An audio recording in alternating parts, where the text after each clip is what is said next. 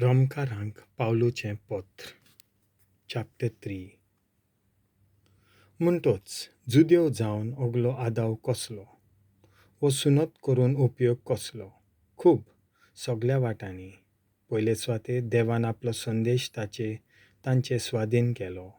तांचे भितरलीं थोडीं जाणां अविस्वाशी जालीं जाल्यार कितें जालें? तीं अविस्वाशी जालीं म्हणून देवाचें विस्वाशीपण भोगतलें कितें? ना की ना, सगळीं मनशां फटकिरीं जाल्यारूय देव सत्यवंत जावंकूच जाय. तर पवित्र पुस्तकार अशें बरयल्लें आसा, मुजेर फर्मोण मारताय तेन्ना तुजें फर्मोण नितीचें, म्हजी झडटी कोत्ताय तेन्ना चुकी विरेत तुजी झडटी.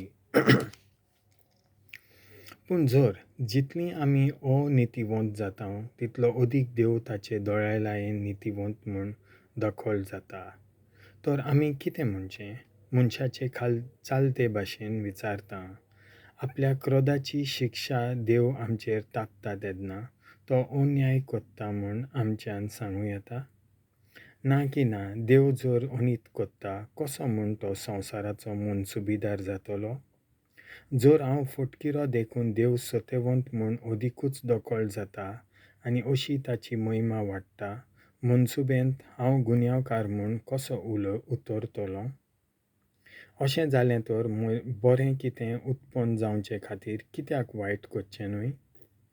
अशेंच हांव शिकयतां म्हूण सांगून म्हजेर कांय जाणां बोगलांटां शिंपडायतात. असल्या मनशांक की गुन्यांव आसा म्हूण सांगल्यार अनीत ना. पवित्र पुस्तकार अशें बरयलेलें आसा, बरो मनीस म्हणलोलो एकलो पर्यान ना, शाणो कोण ना, देवाक सोदतलो कोण एक ना, सगल्यांनी बरो मार्ग सोडून सोडला, सगल्यांची चाल जावन गेल्या नश्टी, बरो मनीस म्हणलोलो नाच ना, एकलो पर्यान ना. उक्त्या फोंडा सारको तांचो गळो, तांचे जिबेर फकत घातकी उतरां, ओंठांतल्यान गळटा फुरश्याचें वीख, तांचें तोंड शिरापांनी आनी कोडसांनीन भरलां, निरपराधी रगत विकरावूंक तांचे पांय सुडसुडीत धांवतात, वेतात थंयसर फकत देसवाट आनी निसणटोण, शांतीच्या मार्गाची तांकां खबरूच ना, तांच्या दोळ्या मुखार देवाची भिरांत म्हणल्यार नाच. आपल्या कोत्तुबांक कोणेंच कसलींच निबां दिवंक जायना जावंक आनी सगळ्या मनशांनी देवाचे मनसुबेचो निर्णय घेवचे खातीर समूत सांगता तितलेंय समूतीचे आदीन आसात तांकांच लागू जाता म्हूण आमी जाणाव. कित्याक समूतीचीं कामां केलीं म्हूण कोणूच मनशां देवाक मानवलोलीं जातीची ना. समूती वरवीं येता तें इतलेंच, पातकाची वळख. भावार्थ आनी देवाचे दयाळायेचें नितीवंतपण. देव आपले दयाळायेचें नितीवंतपण पातक्यांक फावो कोत्ता.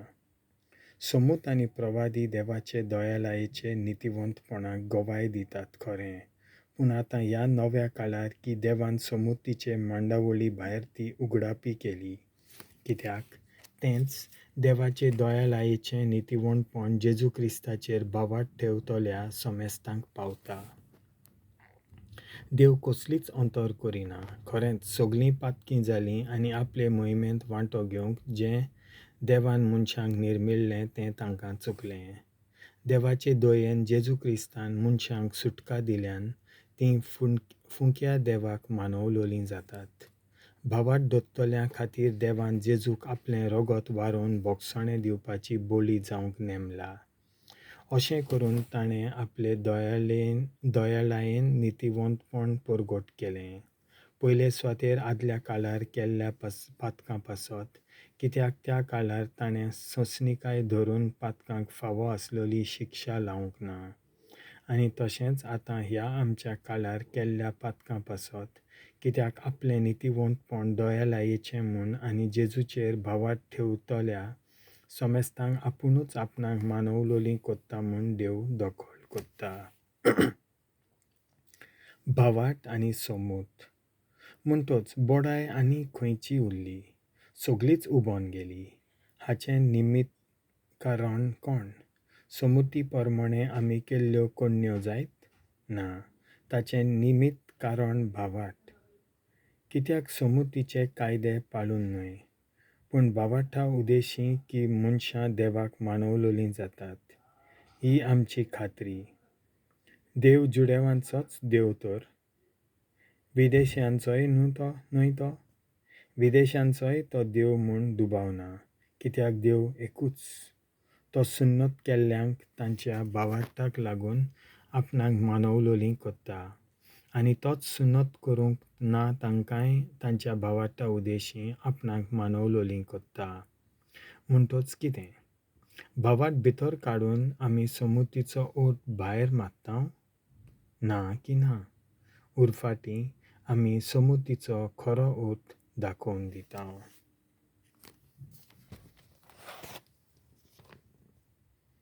देवाचें उतर हें.